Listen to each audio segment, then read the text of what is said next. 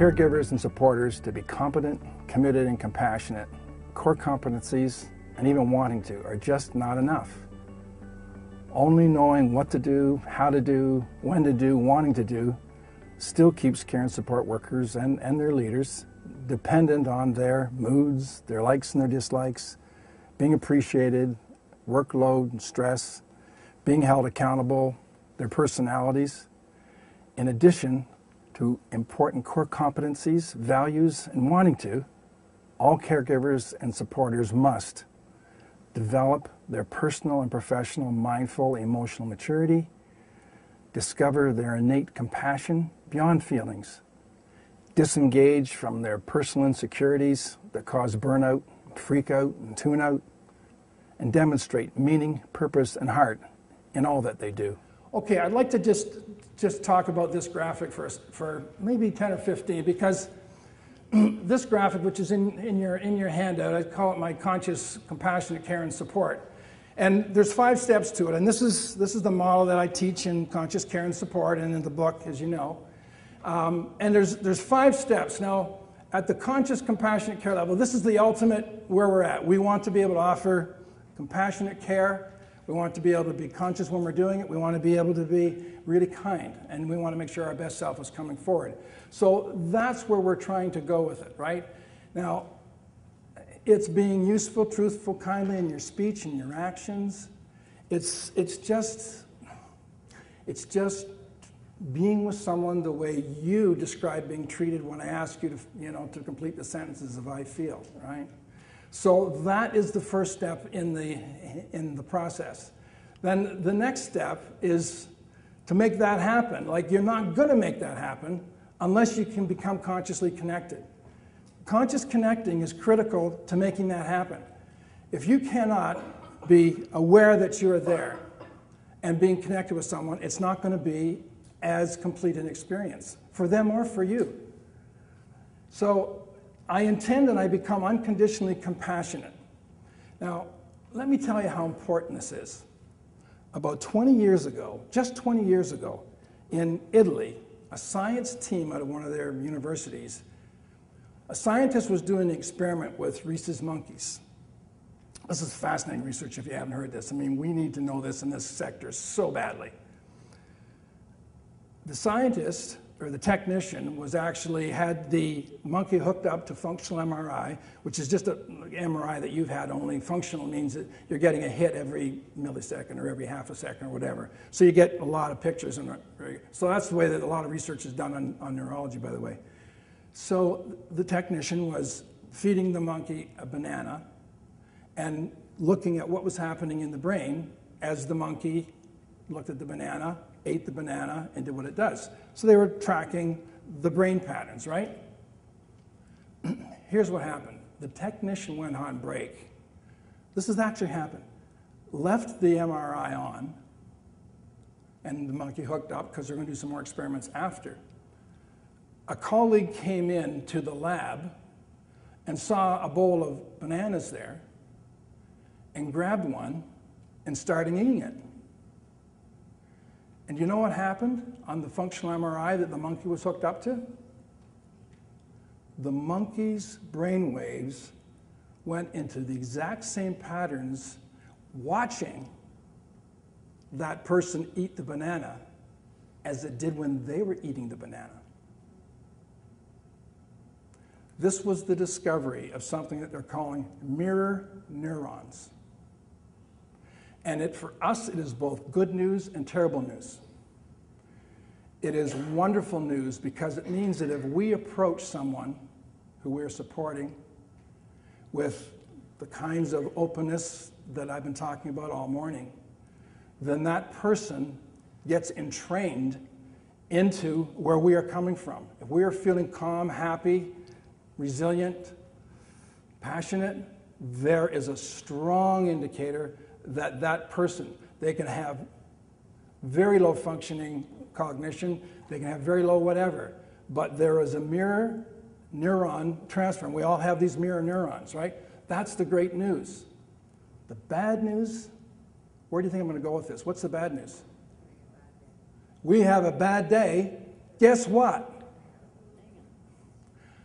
I have, because of my consulting practice, I have done hundreds of investigations on serious occurrences and critical instances.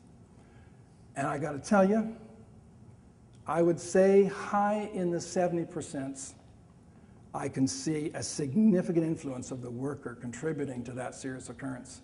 Not out of malice, not out of any, I mean, these are good people. Don't hear that. Hear people who've not developed their ability to, in that moment. And hey, this is no small matter. You're in the presence, let's say, of someone who's at a level 2 or 3 escalating behavior, and your autonomic nervous system is saying, freeze, fear, fight, or flight. Guess what? That's where you're going. And as you start to get those levels of vibrations happening in you, you push them back over there. And theirs push them back to you, and you push them back over there. And you have this happening. And believe me, the science that I'm talking about here will fill this room. This is not about what Peter's saying is kind of sketchy and a new idea out of the altered state of California. No, it is real.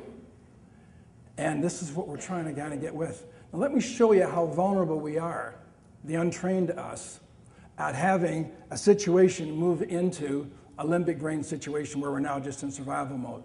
Get this research out of University of Wisconsin.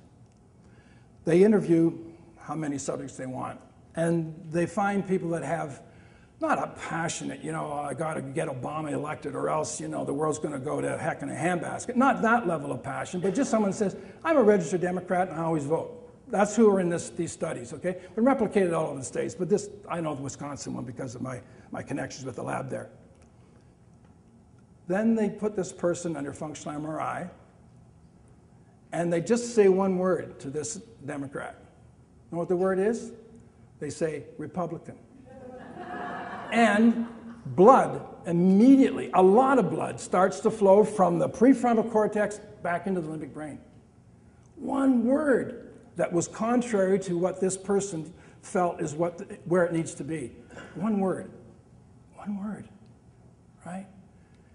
You know how we are locked into, unless we awaken, into not being conscious and not consciously connecting. So intentionality and bringing ourselves, the best self we can. Now, likely now is a good time in this wrap to say this. We're all human, okay? And you guys, as I say, I've already said you're at the top of any group that I've worked with in terms of your compassion and your skill sets. And I don't say that just because I'm here. I don't say that very often, to be honest with you. Garrett's been with me on other talks, and he'll attest to that. I don't really go there, because I don't need to go there. I give my thing, and I really hope people do it, and I try to walk the walk. But when I say to you, you're really up there. But what I just have to add that there's room for more. But don't think that this is, oh, wow, geez, I don't have any of this, and what am I ever going to do? Don't go there at all. I mean, in terms of where we are, you guys are doing really well. But I bring this to you saying, like, if you want to get, kind of your even better game going, I did my part thing, then this is why I bring it to you. So if that's okay, disclaimer. Clarify and choose. For those of you that work with me, you know about the filters work that we do, looking at, those childhood preconditions that bring us into, I must be perfect in order to be worthwhile. I cannot be criticized by others, otherwise it's awful. I need approval from other people to have any self-worth at all. I must never, never be out of control, which is my filter. And many other filters, we talk about 12 in the course. Those filters, once understood and somewhat reframed, can then bring us to being able to, in this moment, clarify the needs of the situation. And unless you clarify where you're coming from, the likelihood of you consciously connecting is more limited, and the likelihood of you being a compassionate person is more limited. I mean, this is strong neurology. These neural pathways of filters that I talk about, they'll die an hour after we do. I've been at this for thousands of hours. I've been, on a really proactive, personal growth program for like 35, almost 40 years, and I still get hits of anxiety when I am going into a situation where I'm going to be out of control. But because of my training, I'm on it in a second, and I start looking at my left arm. When I start getting anxious, my left arm goes weak, and I have tightness over here. That's the first thing I look for, and then I just kind of let it go. And so long as I don't hold it like that and I let it go, then my anxiety level drops, because all your feelings and thoughts first start in the body. The body is the seat of every thought and feeling you have. Like Candace Pert is doing some great work around neuropeptides and stuff like that. She said, you think with your knee as much as you do your brain up here. Because these neurotransmitters, or excuse me, these neuropeptides go all through your body. So you got to get a handle on this body, right? But we all have these filters. It's not a problem of having the filters. Everybody has them, and they can be positive and they can be not so positive. The thing is to know you're having them at the moment, and know kind of what you can do to reframe them and to be through them. It's not a matter so much of getting rid of them. Oh yeah, you can. I mean, as you know, the money back guarantee I give in this stuff is you're not going to have as many emotional hijacks, and that's a fact. You're not going to have as intense hijacks, and that's a fact. And your recovery time will be quicker. That's a fact. Those three I will bet the boat on. Now, you're not going to be able to even get to that clarifying unless you can get calm. There's a calmness needs to come. There's a calmness needs to kind of build on this thing, because like I said, Republican, Democrat, just whatever. I mean, think of all the things that you're more or less wed to and are really important, and that people, you know, kind of say things or do things differently, let alone when you're asked to support people who are struggling to be, you know, even not agitated, let alone aggressive. And this is what we're asking of us. And so the need to learn to be calm and, you know, butterfly hug and all those things, as well as doing just a little practice each morning in terms of meditative practice, mindfulness, whatever it is that helps you, even mindfully listening to some good music. I mean, that goes a long, long way. Now, the last one, I've done this upside down for a reason, as you can likely see. This whole thing begins with catching yourself in the moment. If I don't know I'm in the moment, that is happening with, you know, behavior happening, or with a coworker who is, you know, is doing something not the way I would do, or she's criticizing me behind my back, or whatever it is, right? If I don't catch myself in that moment that's starting to get into being problematic, all of this is for naught, I think. I mean, this is my model, and I'm prejudiced to it, but believe me, I've looked at not only my life, but hundreds and hundreds of folks that I built this on, and I say catch, calm, clarify, consciously connect, and then you can compassionately care. But if you can't get at the catching stage, if you can't get at that then calming yourself stage, because calming begins with, oh, Peter's aware that he's becoming hijacked. That's where it starts, right?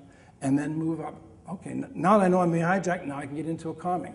And I might just, and even around like Community in Cambridge, which is just a loving family to be around, there are times when I've had to kind of just wiggle my toes in my shoes. And that's the way I get calm. See, I'm tapping. When I wiggle my left toes and my right toes, my left toes and my right toes, no one even knows I'm doing it, but I'm bringing myself to calm. And let's say a meeting that, you know, is really important. I mean, we're looking at a life here, and we need to be able to come up with some creative strategies and something. And so my natural out of control filter is saying, watch it, you're losing control of the situation, you got to say something bright right now. That's what my chattering mind's doing, right? So I catch myself in the moment, I watch that chattering mind, I watch what's happening in the body, bring myself to calm, then I can get into clarifying kind of what's best to do in the moment. And that's where each of us need to be, right? So with that, you've then got a chance to bring yourself into being the best that you can possibly be.